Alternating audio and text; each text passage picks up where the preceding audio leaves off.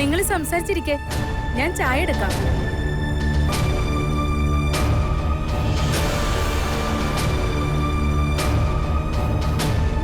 എന്തു പറ്റിയടി? ഒന്നുമില്ല. നീ സ്കൂളിൽ നിന്നാണോ? നീ എന്തെന്ന് ലീവ് എടുത്തേ? ഒരു സുഖം തോന്നിയില്ല. അതെന്താന്ന് പറ. അങ്ങനെ പറയാൻ മാത്രമൊന്നുമില്ല. ഒരു അൺഈസിനെസ്. അതെന്താ പെട്ടെന്ന് ഇങ്ങനെ വരാൻ?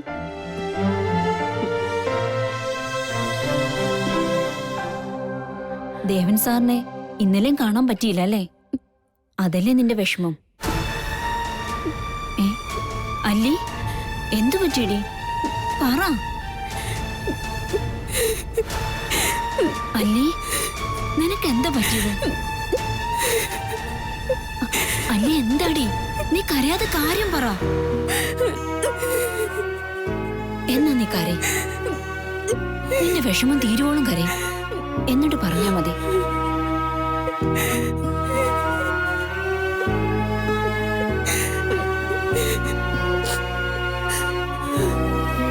മതി മതി കരഞ്ഞത്.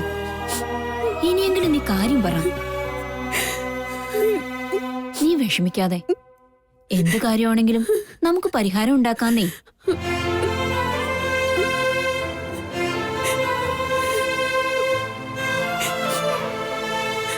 നീ എന്താണെന്ന് പറ.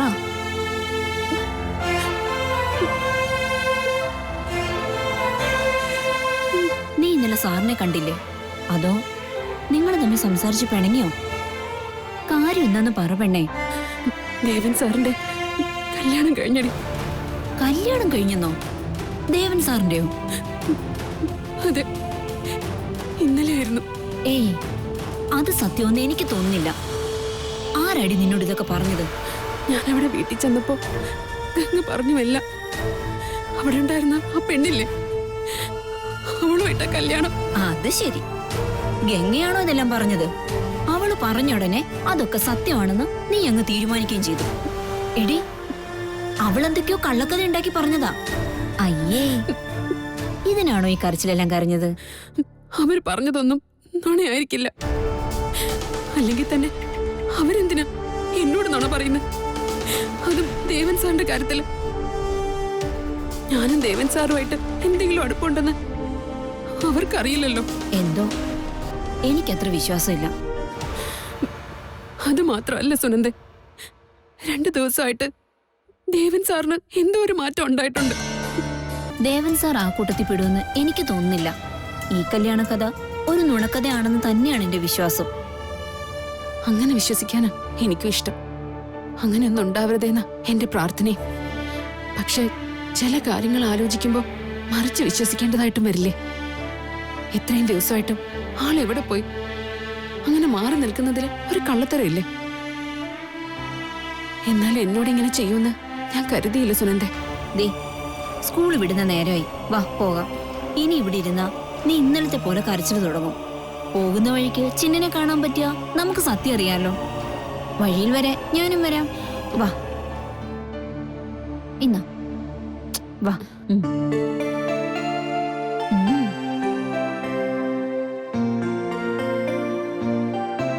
ടീച്ചർ പോകുന്നവരെ ഇവിടെ എവിടെയെങ്കിലും ഒളിച്ചിരിക്കാം.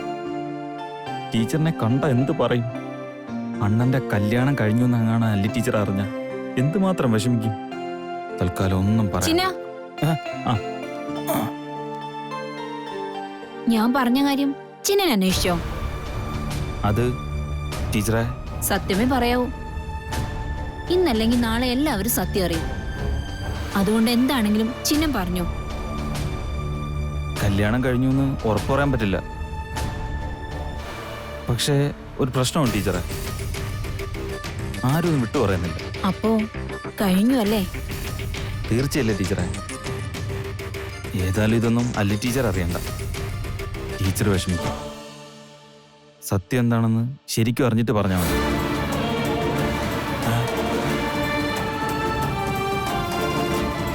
അയ്യോ, ടീച്ചർ ഉണ്ടായിരുന്നോ? ചിന്നൻ എന്താ പറയുന്നതെന്ന് നേരിട്ട് കേൾക്കണമെന്ന് പറഞ്ഞ് വന്നതാ. നേരിട്ട് കേട്ടു. മതിയായി. പോവാ.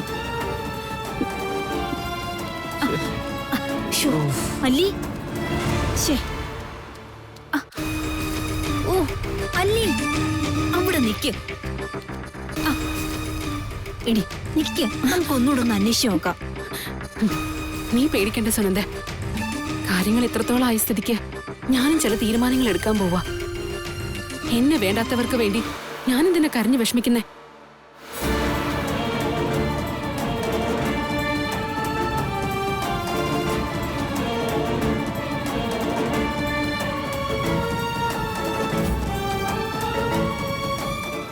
പഴയ വീട് പൊളിച്ചു കളഞ്ഞില്ലേ, അതോടെ എന്റേതടക്കം അവകാശം തീർന്നു എന്നാ കമലാക്ഷിയുടെ വാദം.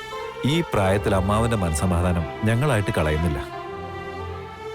ഞങ്ങൾ വന്നതിന്റെ പേരിൽ അമ്മായി സ്വന്തം വീട്ടിൽ പോയി നിൽക്കുന്നതെന്ന് ഞങ്ങൾക്കറിയാം. അടുത്ത ആഴ്ച തന്നെ ഞങ്ങൾ മാറിക്കൊള്ളാം. നിങ്ങൾ എന്നെ ശപിക്കരുത് മക്കളെ.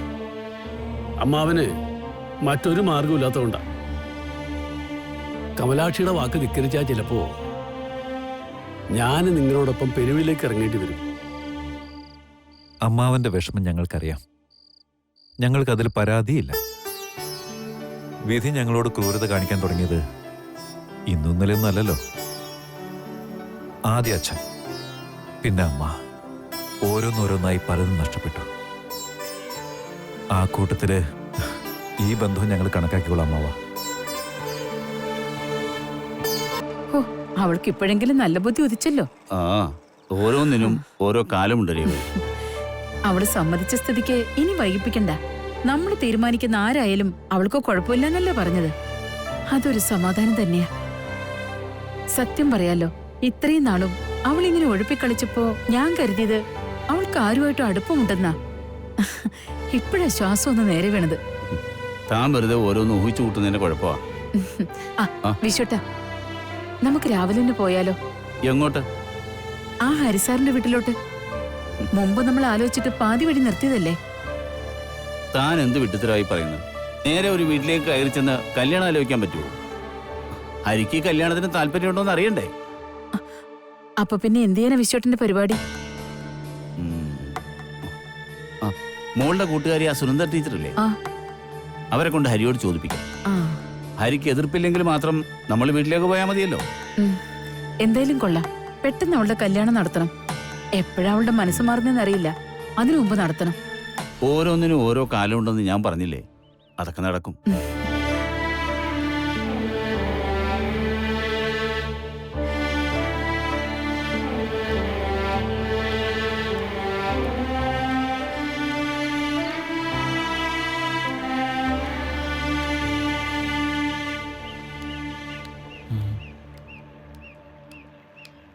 അയ്യോ ടീച്ചർ,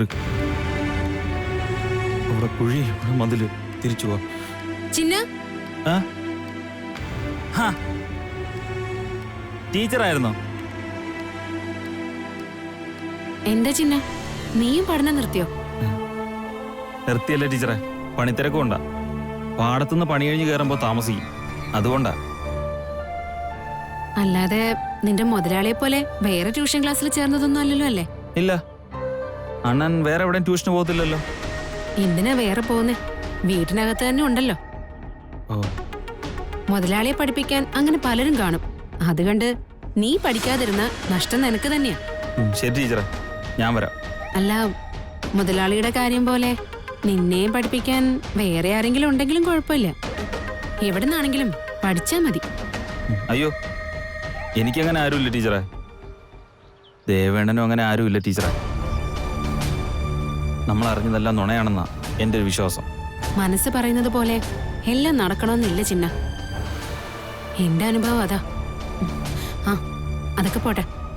മറക്കാനുള്ളത് മറന്നല്ലേ പറ്റൂ. ചിന്നൻ ട്യൂഷൻ നിർത്തണ്ട.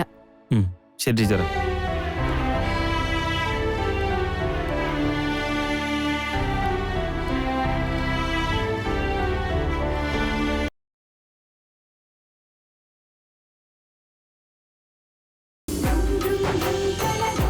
ഇത് പരാതിയാണോ?